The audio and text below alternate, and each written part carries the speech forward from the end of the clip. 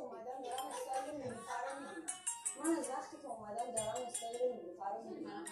یه لحظه یه چیزی بگم. از وقتی که اومدم دارم استایل این دختر رو میبینم. من یه استایل شیک از این دختر ندیدم. چرا شد؟ اسم خیلی مؤدبه.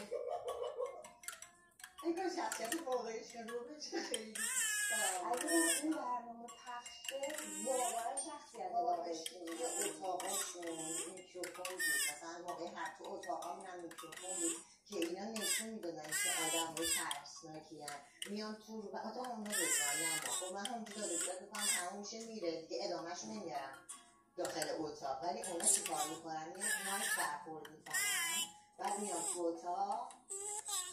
ولی به نظر من از این به بعد خیلی مؤدبانه با هم چه امتیازهای بالاتری اصلا اینا رو بکنه، اینا رو